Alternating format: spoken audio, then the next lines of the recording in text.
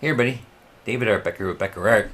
Today's video newsletter, I want to go over something I learned when I was using these Holbein watercolor paints, and they're called Holbein Granulating Watercolors. And after I started using them a while, I really noticed that when my students were trying them, some of them didn't get them to granulate. And so I thought to myself, wow, this is a great way for you as a beginner to learn how to use the watercolor correctly by learning how to granulate the pigment, because when you're using watercolor, the best way of using it is like floating enough pigment into a puddle of water, and I'll show you that in a second. But then that way the paint sits on like in a puddle of water and it granulates. And even if you're using non-granular paints, well, they're all granulars, but these have like two separate colors in them, and they kind of granulate and they separate. Like you can see right here, this is a kind of a blue and a green together, and there's pigment that separates because of the weight of each piece of pigment. And so the only way to get it to work like that, though, is to put down water or put water with the paint and let it float. And I'll show you that in a second. But if you don't do it correctly and you just use more water than pigment and more of a tint, then you know you're just tinting a lot and not doing as much of a wash and picking up enough pigment. And also, if you put too much pigment and there's not enough water, and it just sits on top of the paper, which you can get hard edges like this, then you're also not going to have it granulate. And so this is a great pigment and great paint that you can use to teach yourself how to correctly do a wash in watercolor. I'll just show you right here. So if you do it wet into wet, and you can do two ways of wet and wet. One is pre-wet the paper. Like if I pre-wet the paper right here, I'm just going to pre-wet it and then take the paint and just put it right into that and just float it into there. You can also, the thicker the pigment, the more you can make lines in there, you can adjust it, but it has to sit into the water and then float. Now if I did this with a real thick amount of pigment and just did it on dry paper, or I didn't put enough pigment in there, you're not going to get granulation. So you see, that's not a great way to put down a wash of watercolor to make it look very watercolor-like. Watercolorists who paint like with dry brush, they may have a technique that does that to give themselves texture and stuff. But if you want to get a really beautiful wash where it granulates and textures with the granulars of the paint, then this is a great paint to learn how to do that and how to just put down watercolor in general.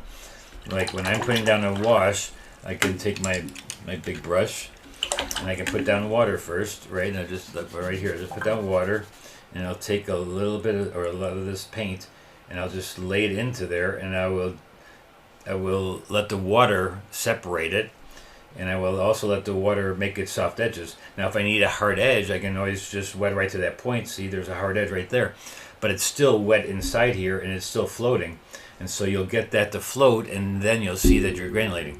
A lot of my students, they may take not enough pigment and they'll just wet it down, but they'll just keep on rubbing it too, and where you're just making a little bit like a tint of color, and you're just making it really light, so there's not much pigment in there.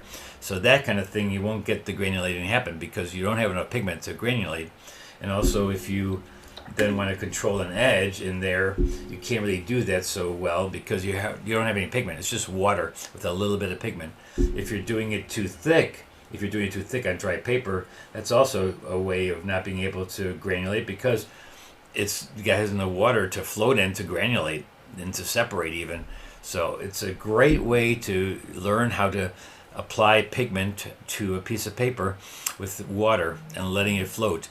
So get yourself some granular colors. Holbein makes this set. They also make smaller sets, and try it out. And I think for beginners, at least get yourself one little set and just give yourself a chance to learn how to really put down watercolor correctly. You can still learn how to do, more of a tint. That's a tint. This is more of a wash, and that's putting pigment into water. Many students work with hard pigment, and then they try to get the granulars. They can't granulate hard pigment, and it's not getting enough fresh pigment up. So it's all about fresh pigment, putting it into water and letting it float. All right, and this is a great pigment. And Holbein makes a great watercolor because they don't have oxgall in them, and even these paints don't. And so that you can squeeze the whole tube into your palette and it will rejuvenate instantly with just a touch of water. You don't have to soak it in water. You just spray with a little bit of water, or just on your brush, go into your paints and just put it right back down again. It's a great paint, and I would suggest beginners try these Holbein Granulating paints. They're great for learning how to put a wash down on paper. All right, we'll see you when I do a paint along every Thursday, and so go to my website at davidrbecker.com and find out what we're doing this week, and sign up for my newsletter if you can, and then we'll be painting on Thursday, and we'll see you then. Bye-bye.